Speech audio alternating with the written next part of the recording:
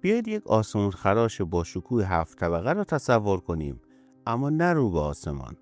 تصور کنید این بنای عظیم کاملا وارونه در دل تاریک یک بیابان دفن شده. سازه عجیب که اصلاً برای رسیدن به ابرها ساخته نشده، بلکه زمین رو شکافته تا به اعماق تاریکی بره. اما چرا هزاران سال پیش انسان‌ها نور خورشید و هوای آزاد رو رها کردند تا شهرهاشون رو در دل صخره‌ها و زیر زمین بسازن؟ پای یک جنگ تمام عیار در میان بوده؟ از خشم طبیعت فرار می‌کردن یا رازی مقدس تو سینه‌شون داشتن؟ تو این ویدیو میخوایم لایه‌های زمین رو کنار بزنیم و به قلب یکی از مرموزترین شهرهای زیرزمینی تاریخ سفر کنیم. پس نفس هاتون رو حبس کنید چون قراره به اعماق تاریخ سقوط کنیم. خب سفرمون رو از چشمانداز نیمه خشک گجرات در هند شروع میکنیم. جایی که زمین رو شکافتن، اما نه برای فرار از دشمن، بلکه برای رسیدن به سفره‌های آب زیرزمینی. سفره‌های آب زیرزمینی دقیقاً مثل رودخانه‌های نامرئی هستند که در اعماق بیابان جریان دارن. اینجا با آسمان خراش‌های وارونه و بی‌نظیر روبرو میشیم که به اونها استپول یا چاه پله میگن. گل سرسبد این چاه پله ها بنایی به اسم رانی کی واو یا چاه ملکه که در شهر پاتان قرار داره. این بنای شگفت‌انگیز رو ملکه اودایاماتی در قرن 15 میلادی به یاد همسرش پادشاه بهیمدو اول ساخت. تاریخ معمولاً پره از پادشاهانی که برای همسرانشون بناهای یاد بود می ساختن، مثل همون تاج محل معروف که همه میشناسیم.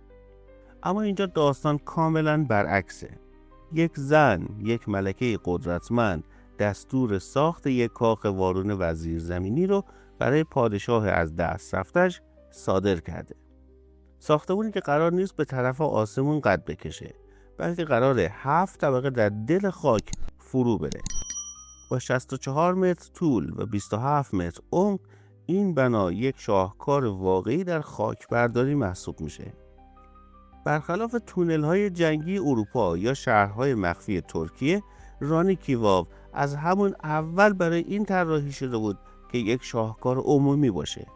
یک کلیسای جامع زیرزمینی که به سبک معماری باشکوه ماروگورجارا ساخته شد. سبکی که به خاطر تراشکاری‌های توری مانند و پر از جزئیات روی سنگ سخت شهرت داره. اینجا علاوه بر اینکه آب حیات بخش مردم رو تأمین می‌کرد، یک قلب تپنده مذهبی فرهنگی هم بود. البته هدف اصلی از ساخت چاه پله همون مدیریت آب بود.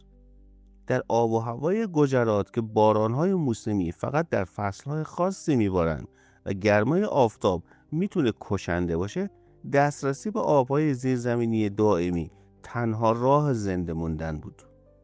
معمارها با ساختن مجموعی از پله‌های پهن که شما را به سمت یک چاه عمیق هدایت میکردن، کاری کردن که مردم در هر فصلی به آب دسترسی داشته باشند.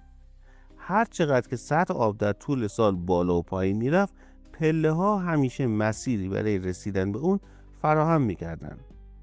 اما سازنده های چاه ملکه به این کارکرد ساده راضی نشدن و اون رو به یک شاهکار هنری تبدیل کردن. مهندسی نگه داشتن یک حفره 7 طبقه در دل زمین اصلاً کار راحتی نیست. مهندسان باستانی باید فشار سنگین خاکی که هر لحظه ممکن بود دیوارها را خرد کنه و به داخل بریزه رو مهار میکردن. راه حل اونا چی بود؟ ساختن غرفه ها یا اصطلاحاً پاویون ها و سکوهای چند ستونه در هر طبقه.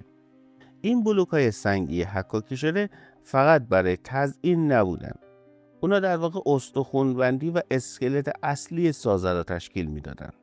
معماران هنرمند دوره سولانکی که خاندانی قدرتمند حامی هنر بودند و عصر طلایی معماری گجرات رو ساختن، باید این سنگ‌های عظیم رو روی زمین می‌تراشیدن و بعد با محاسبات دقیقی در عمق زمین روی هم سوار می‌کردن تا بتونن در برابر فشار خرد کننده زمین مقاومت کنن.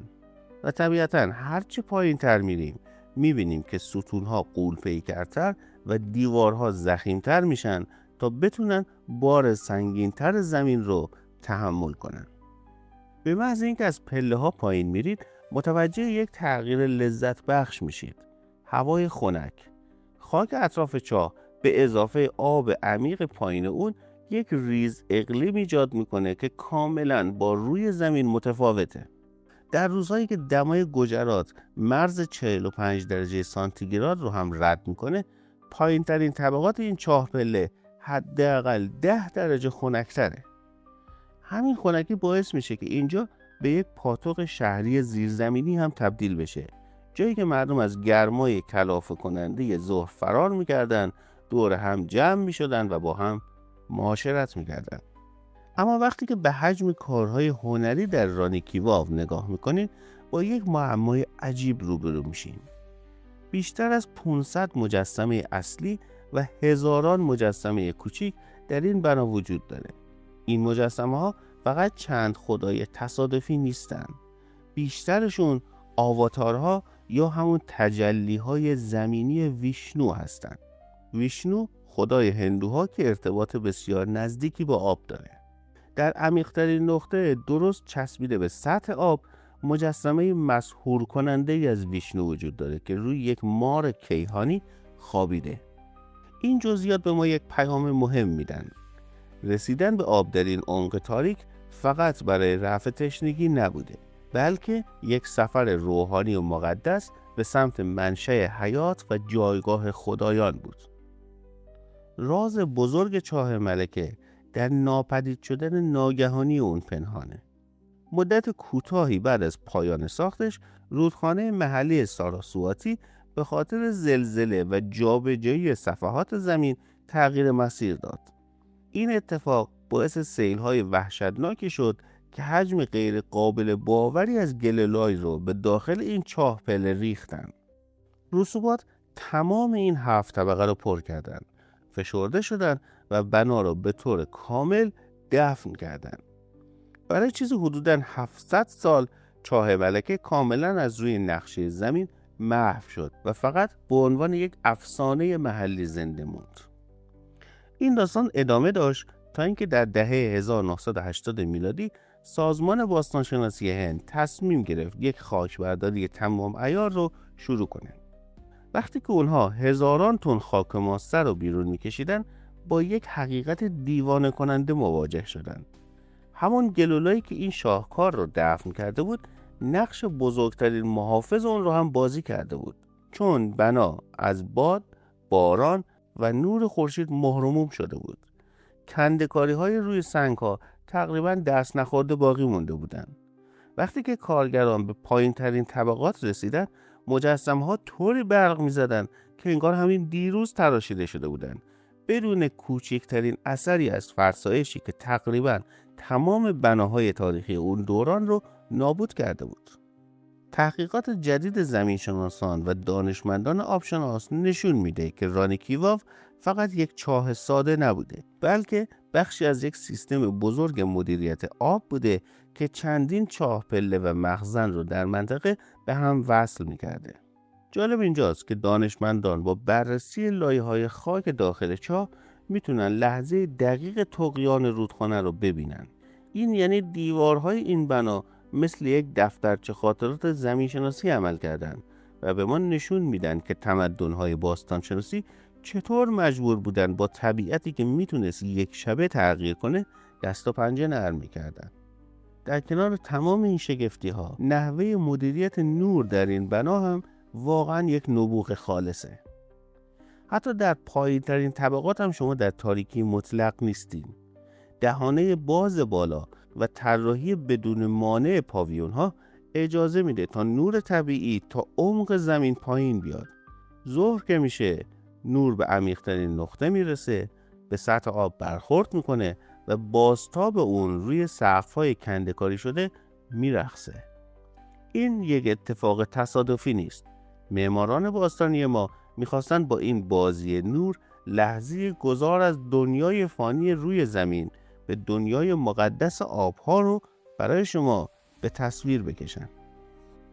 قدم زدن در طبقات رانی کیواو به ما یادآوری میکنه که عظمت همیشه در رسیدن به آسمان نیست. برخلاف اهرام مصر یا کلیساهای سر به فلک کشیده اروپا، اینجا عظمت با فرو رفتن در تاریکی زمین به دست اومده. این شاهکار نشون میده که ترکیب هوشمندانه ریاضی و هنر میتونه پناهگاهی بسازه که حتی بعد از قرنها مدفون شدن در زیر خاک همچنان نفسگیر باشه. بنایی که امروز اونقدر برای هندیا ارزش داره که نه تنها در فهرست میراث جهانی یونسکو ثبت شده، بلکه تصویرش به عنوان یک نماد ملی روی اسکناس‌های 100 روپیه‌ای هند نقش بسته. در دنیای امروز که انسان‌ها درگیر رقابتی دیوانه‌وار برای ساختن بلندترین برج‌های شیشه‌ای و فتح ابرها هستند، ران کیواو یک پیام خاموش اما تکان دهنده برای ما داره.